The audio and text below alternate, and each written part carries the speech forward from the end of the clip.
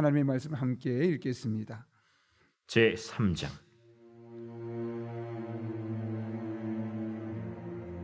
아이 사무엘이 엘리 앞에서 여호와를 섬길 때에는 여호와의 말씀이 희귀하여 이상이 흔히 보이지 않았더라. 엘리의 눈이 점점 어두워가서 잘 보지 못하는 그때에 그가 자기 처소에 누웠고 하나님의 등불은 아직 꺼지지 아니하였으며 사무엘은 하나님의 궤에 있는 여호와의 전 안에 누웠더니 여호와께서 사무엘을 부르시는지라. 그가 대답하되 내가 여기 있나이다. 하고 엘리에게로 달려가서 이르되 당신이 나를 부르셨기로 내가 여기 있나이다. 나는 부르지 아니하였으니 다시 누우라. 하는지라. 그가 가서 누웠더니 여호와께서 다시 사무엘을 부르시는지라. 사무엘. 사무엘이 일어나 엘리에게로 가서 이르되 당신이 나를 부르셨기로 내가 여기 있나이다. 내 아들아, 내가 부르지 아니하였으니 다시 누우라. 하니라. 사무엘이 아직 여호와를 알지 못하고 여호와의 말씀도 아직 그에게 나타나지 아니한때라 여호와께서 세 번째 사무엘을 부르시는지라. 그가 일어나 엘리에게로 가서 이르되 당신이 나를 부르셨기로 내가 여기 있나이다. 하니 엘리가 여호와께서 이 아이를 부르신 줄을 깨닫고 엘리가 사무엘에게 이르되 가서 누웠다가 그가 너를 부르시거든 네가 말하기를 여호와여 말씀하옵소서 주의 종이 듣겠나이다 하라. 하니 이에 사무엘이 가서 자기 처소에 누우니라. 여호와께서 임하여 서서 전과 같이 사무엘아, 사무엘아. 말씀하옵소서 주의 종이 듣겠나이다. 하니 여호와께서 사무엘에게 이르시되 보라, 내가 이스라엘 중에 한 일을 행하리니 그것을 듣는 자마다 두 귀가 울리리라. 내가 엘리의 집에 대하여 말할 것을 처음부터 끝까지 그날에 그에게 다 이루리라. 내가 그의 집을 영원토록 심판하겠다고 그에게 말하는 것은 그가 아는 죄악 때문이니 이는 그가 자기의 아들들이 저주를 자청하되 금하지 아니하였음이니라. 그러므로 내가 엘리의 집에 대하여 맹세하기를 엘리 집의 죄악은 제물로나 예물로나 영원히 속잠을 받지 못하리라 하였노라. 하셨더라. 사무엘이 아침까지 누웠다가 여호와의 집의 문을 열었으나 그 이상을 엘리에게 알게 하기를 두려워하더니 엘리가 사무엘을 불러 이르되 내 아들 사무엘아, 내가 여기 있나이다. 내게 무엇을 말씀하셨느냐? 청하노니 내게 숨기지 말라. 내게 말씀하신 모든 것을 하나라도 숨기면 하나님이 내게 벌을 내리시고 또 내리시기를 원하노라. 사무엘이 그것을 그에게 자세히 말하고 조금도 숨기지 아니하니 이는 여호와이시니 선하신 대로 하실 것이니라. 하니라. 사무엘이 자라매 여호와께서 그와 함께 계셔서 그의 말이 하나도 땅에 떨어지지 않게 하시니 단에서부터 브엘세바까지의 온 이스라엘이 사무엘은 여호와의 선지자로 세우심을 입은 줄 알았더라. 여호와께서 실로에서 다시 나타나시되 여호와께서 실로에서 여호와의 말씀으로 사무엘에게 자기를 나타내시니라. 아멘. 그 홍해걸이라는 그 의학 전문 기자가 사람이 여러 가지 병에 걸릴 수 있는데 가장 무서운 병이 무엇인가 이야기했을 때 혈관계통에 있는 질병이라고 했습니다. 왜냐하면 일반적인 병들은 본인만 아프면 끝나는데 이 혈관계 질병들은 가족들도 함께 고통을 겪게 된다는 것이죠. 예를 들면 머리에서 혈관계 질병이 생기면 뇌졸중으로 나타나고 또 심장이 막히면 심근경색으로 나타나는데 그러면 이게 사람이 움직이지 못하는 겁니다. 심장으로 오게 되면 금방 죽고 또 뇌로 오게 되면 몸의 한쪽이나 두 쪽을 못 쓰게 되면서 결국 함께 살아가는 가족들도 어려움을 겪을 수밖에 없다는 것이죠. 그런데 우리가 영적인 부분에 있어서도 우리가 다양한 우리의 어려움이 있을 수 있고 다양한 실수들이 있을 수 있겠지만 가장 무서운 병은 하나님과의 관계에 있어서 막히는 겁니다. 마치 혈관계 어느 부분이 막혀서 그 사람의 몸에 문제가 생기는 것처럼 하나님과 우리 사이의 영적인 관계에 소통이 안 되고 막혀버리게 되면 자신만 괴롭히는 것이 아니라 그와 관련된 자신으로 말미암아 함께 살아갈 영적인 존재들이 함께 고통을 겪을 수밖에 없는 것이죠. 오늘 본문을 통해 그 같은 사실 우리가 알 수 있게 되는데요.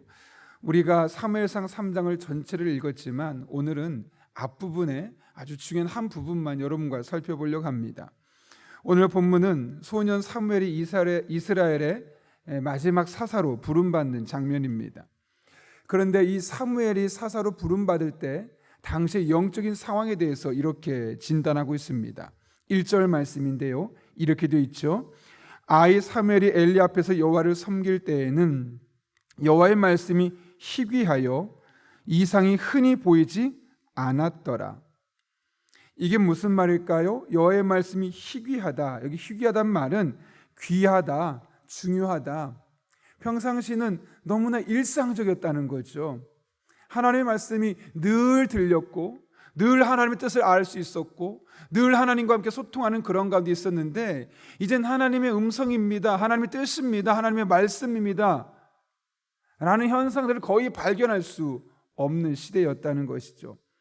그로 인해서 이상이 흔히 보이지 않았더라. 이상은 환상이고 신적인 예언을 말씀하는 것으로 하나님께서 이스라엘 백성의 선지자들에게 내가 너에게 이렇게 하겠다 혹은 너희 이렇게 하여라 하나님이 직접 말씀하셨던 그런 기적 같은 사건들이었습니다.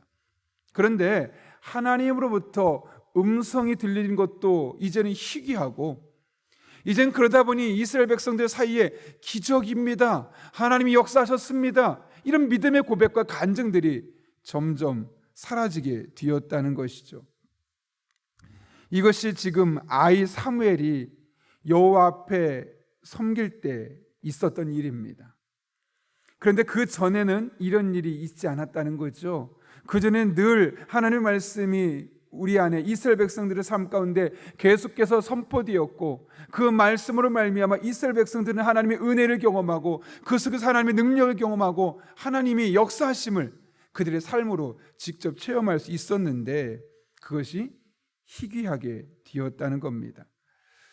이것이 사실 선뜻 이해가 안 되는 것은 성경을 보게 되면 하나님은 지금까지 늘 말씀하시는 하나님이셨습니다.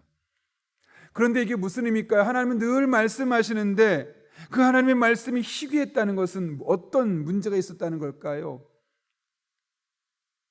말씀이 계속 선포됨에도 그 말씀이 들리지 않았다는 것은 분명히 어떤 이유가 있을 겁니다.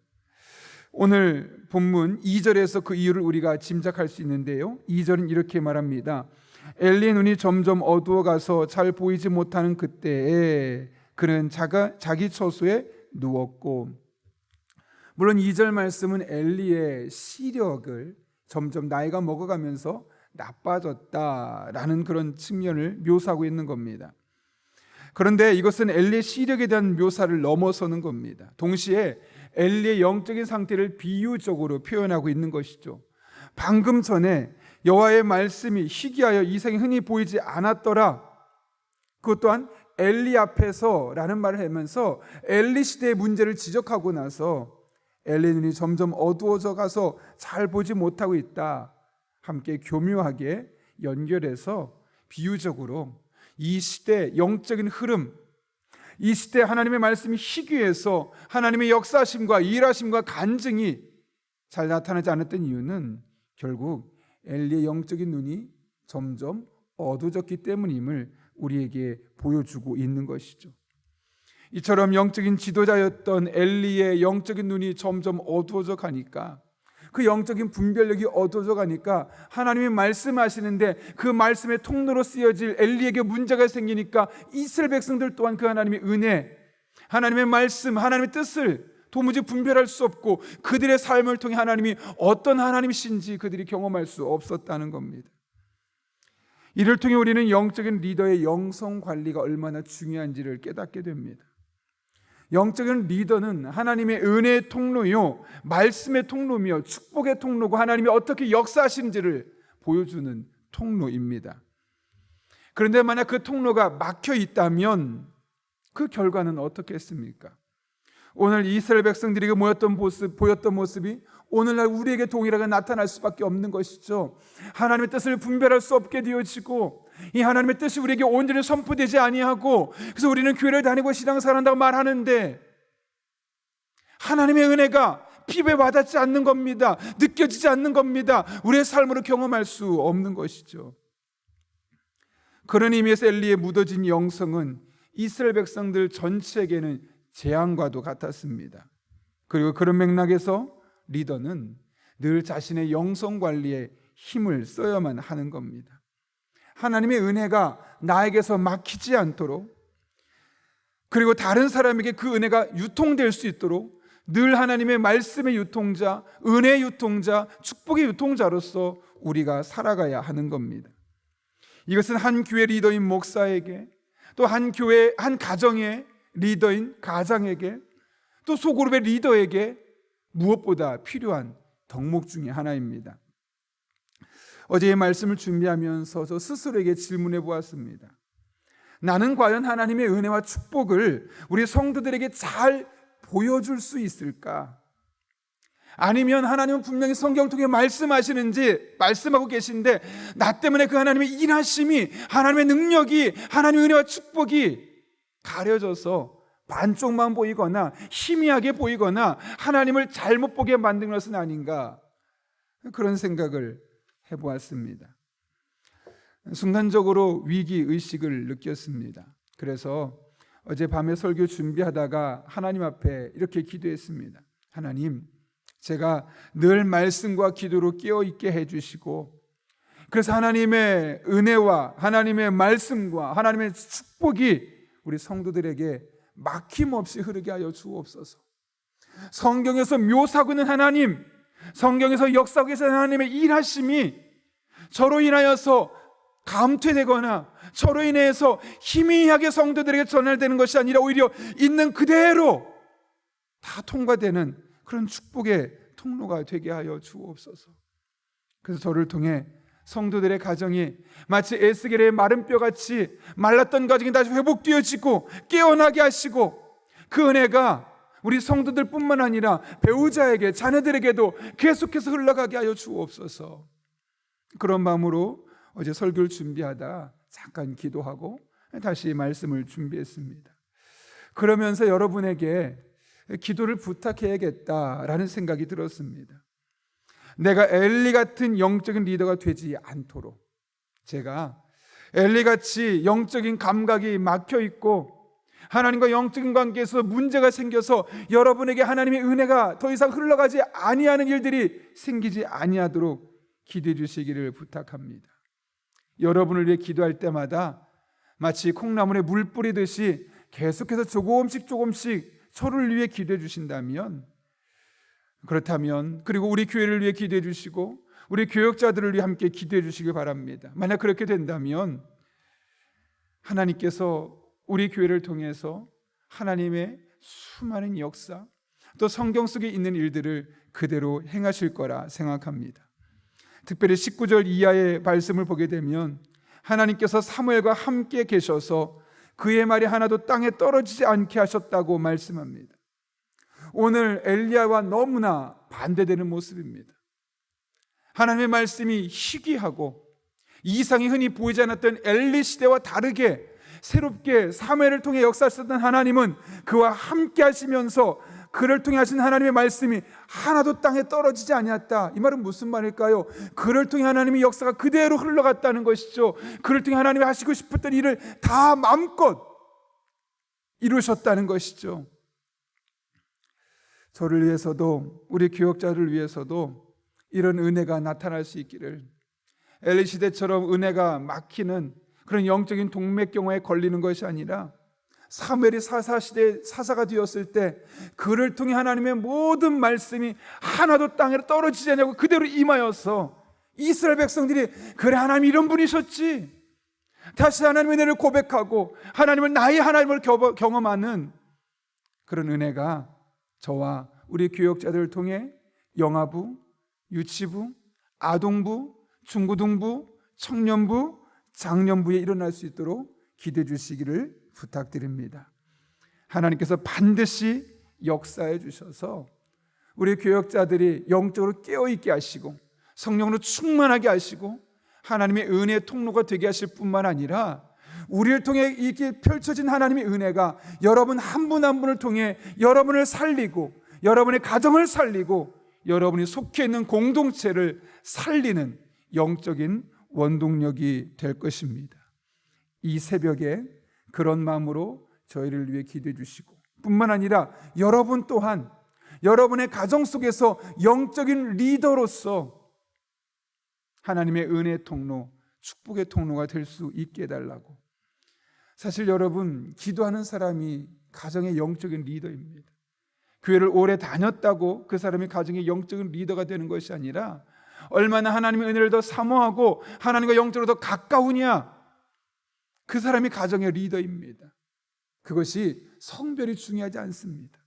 나이가 중요하지 않습니다. 직분이 중요하지 않습니다. 하나님께 깨어 기도하고 은혜를 구하고 그 은혜의 통로가 뒤어지는 사람이야말로 그 가정의 영적인 리더이죠.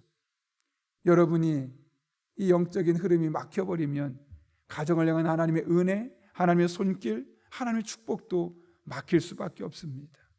교역자들을 위해 기도할 뿐만 아니라 여러분 한 분 한 분이 가정 안에서 이와 같은 영적인 리더 역할을 잘 감당할 수 있도록 막힘이 없이 하나님의 은혜를 소통하고 유통할 수 있는 그런 믿음의 사람 될 수 있도록 함께 기도할 때 오늘 이 새벽에 우리 여러분 한 분 한 분이 살아나고 우리의 교회 교역자들이 살아나고 그렇게 우리 교회가 살아나서 이 지역사회가 살아나는 그런 놀라운 은혜가 있기를 예수님의 이름으로 축원합니다.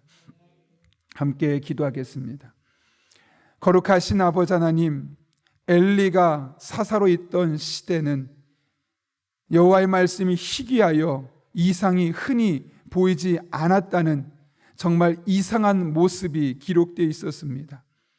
그러나 그 뒤로 사무엘이 다시 사사가 되었을 때는 하나님께서 그와 함께 계셔서 그의 말이 하나도 땅에 떨어지지 않겠다고 말씀하셨는데 오늘 우리 교회 교역자들 또 새벽을 깨우는 모든 주의 종들 하나님께서 엘리 같은 사람이 아니라 사무엘 같은 사람으로 가정에서 교회 안에서 속해 있는 공동체 안에서 귀하게 쓰임받는 주의 종들 되게 하여 주옵소서. 우리들을 통해 오늘도 일하실 하나님을 기대하고 사모하며 예수님의 이름으로 기도하옵나이다. 아멘.